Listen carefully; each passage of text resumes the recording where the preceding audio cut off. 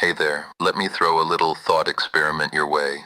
Have you ever stared at a Bitcoin chart and thought, why not just sell at the top, then buy back when it crashes 70, 80, even 90%? I mean, just look at it. Up, down, up, down. It seems so obvious, doesn't it? Back in 2021, Bitcoin hit nearly $69,000. Not long after, it crashed to around $15,000. Before that, in late 2017, we saw the same story. Sky high, then a gut-wrenching plunge. So why not play genius investor? Buy at $5,000, sell at $60,000, then scoop it up again at $15,000. Boom, 12 times your money. Then do it again, and again. Sounds perfect, right? But pause for a second. Do you have a crystal ball? Because I sure don't. None of us knows where Bitcoin is going in the short term. What if this right now is the top, and we slide into a 3-year bear market tomorrow? Or, what if we haven't even scratched the surface? What if Bitcoin's next stop is $500,000, $600,000, maybe even $700,000? See, there's a problem with trying to dance in and out. It's seductive, like gambling. You think you can walk away with more, but most end up with less. Why? Because you're up against machines. Institutional investors have stepped in. They're not playing for 10x. They're happy with small, safe gains, using algorithms that don't panic, don't sleep, and sure as hell don't second-guess themselves. Try competing with that. Let's run through some what-ifs. What if you think we're at the top, you sell, expecting a juicy 80% drop, but Bitcoin only falls 20%, then shoots right back up?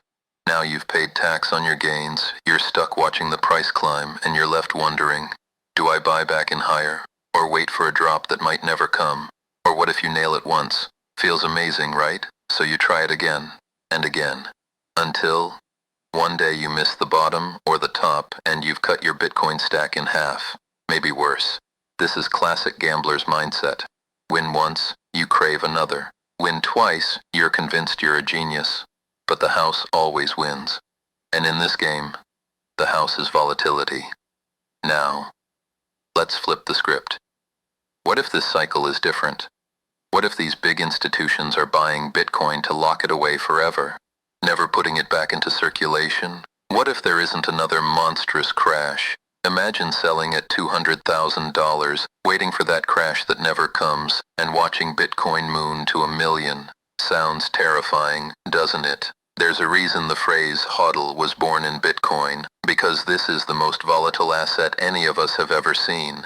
And it's designed to keep going up over the long haul. It's literally number go up technology. So ask yourself, do you really want to keep dancing in and out, risk ending up with less Bitcoin, all because you tried to outsmart a market that nobody can predict? Let me share something from my days at a brokerage. I once watched a guy turn $10,000 into $300,000 in just 4 months trading options. Then, in 3 days, he lost it all. Because when you try to be clever, when you get hooked on timing, the game usually ends with your portfolio on fire. Want to be extra clever? Try shorting Bitcoin on the way down after you've sold the top. Sure, that might double your gains if you get it perfect, but odds are, you'll blow up your account and end up with nothing. So here's my take. Forget the fancy plays, forget timing tops and bottoms, just buy, hold, ignore the noise. Bitcoin's given us a 34% annual growth rate over the past 4 years, and that was during the worst economic stretch in modern history. Even if returns slow, even if we get ugly volatility, Bitcoin's fixed supply makes it almost inevitable that one day it explodes. I'm perfectly fine feeling dumb for the next 4 years because I'd rather prepare for the worst, expecting price drops, knowing that if Bitcoin does fall, I can just keep buying.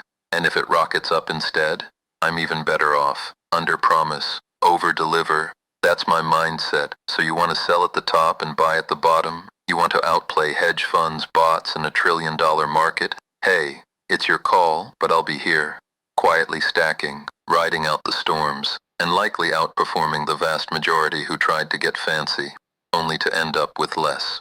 So, what's your move?